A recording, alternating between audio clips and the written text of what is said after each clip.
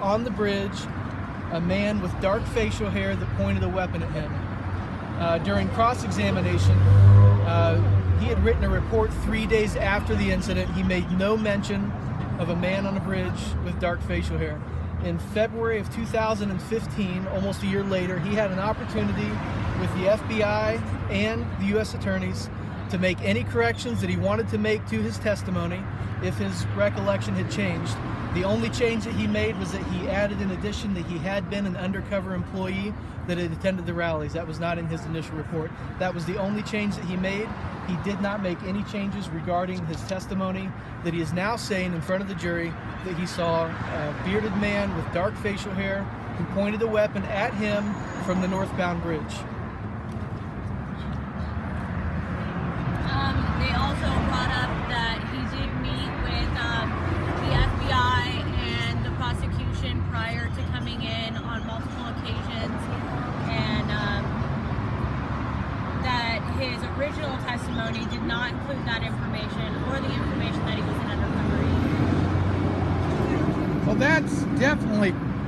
that's perjured testimony. There's no doubt. That's not the only time that that's happened. There's been a couple of instances where an agent wrote a report and they've gone back and said, or they've given testimony in front of the jury and they've gone back and said, well, let me show you your report. I think that happened with Agent Rand Stover as well. The exact incident escapes my mind. I'm sure we've talked about it. That's happened 1 or 2 times at this point. And what does the judge, is there objections to it? What does the judge do? Today there were objections on every single piece of evidence that was given. The second half of court today was a civilian reporter who was 17 at the time. He was with a contract reporter named Michael Flynn. That man is deceased at this point. Oh, I knew Mike too. But his video is a key piece of evidence for the prosecution here. All 6 defense attorneys are objecting to its inclusion because this young man did not make the video. Right. And for large portions of the video, where Mr. Flynn descends down into the wash, he's down close to the southbound bridge. This particular witness is standing on the northbound bridge, only observing what's being recorded. So he doesn't exactly, according to these defense attorneys, there's a chain of custody issue as far as they're concerned. With, at what point did this individual get this video? How long was it in his possession? How does he know that it wasn't edited? Questions like that. To this point, there was a sidebar related to that. They've all been overruled. Everything regarding this video from Mr. Flynn and this young man's testimony has so far been admitted. Wow. If we could go back to when we were cross-defending, what was the other guy's name? It was Michael Johnson was the first one this morning, and then we had Agent Sully. Agent Sully. When we were cross-examining Agent Sully, Todd got up and he asked if Cliven ever came to the protest, and there was objection right away, and that was overruled, so we didn't get to hear the outcome of that.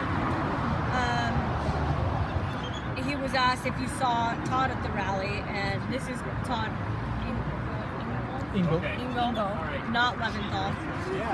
And that it was no. Did you see any illegal action? No, that was a yay. On the 8th, did you see, and this is at the rally on the 7th, this is the undercover agent. On the 8th or the 9th, did you see illegal activity? The answer was no. Did you ever see him anywhere on the 9th, meaning Todd? And the answer was no. And then it was brought up like, you saw people with military-looking clothing. Is that illegal? No, it's not. You saw people with guns. Is that illegal? No, it's not. You saw 4 people on top of a hill with guns. Was that illegal? No, it's not. So basically what we're going into is everything that he saw as an undercover agent, he was going through to build up this case like these people are doing all this illegal stuff, but really, in all actuality, nothing that they were doing was illegal. Then they were asking if the gentleman himself, as an undercover agent, goes into this rally and he's trying to get communications from other people, did he change, or what did he say? Did you try to dispel some of the rumors that were going around about the BLM shooting cows, basically, is what they were bringing up? And he said, no, he didn't. And then they said, well, then did you continue those rumors or add to the propaganda that the BLM are being heavy-handed? And he also said no, he didn't. So here he's saying that he's collecting information from the people at the rallies, and this is the rally on the 9th, and then again on the 11th. And he's saying no, he didn't actually put any information into the conversations. He was only taking information out of it. So basically what we have here is he could have been a provocateur at these rallies, and a lot of the things we saw today, a lot of his response was, I do not recall. Do you remember this truck sitting next to you when you were watching the watch? I do not recall. Do you remember this people pointing weapons at the protesters? Well, I don't recall that. And so basically all day long this gentleman and cross-examination was just, I do not recall. I do not recall. Agent Sully did a lot of stuttering when it came to what was his role in the rallies that he attended as an undercover agent. Todd Leventhal, counsel for Scott Drexel, says, well, what, were you there talking about the weather? What were you talking about? And the guy said, well, I don't recall. Well, did you do anything to dispel any of the things that were causing people to get agitated? I don't recall. He couldn't recall anything, or says he couldn't recall anything about that conversation. And Andrea brings up a good point. During cross-examination, his position during the protest was behind post number 2 under the southbound bridge, not in the 3 vehicles that were 20 or 30 yards away.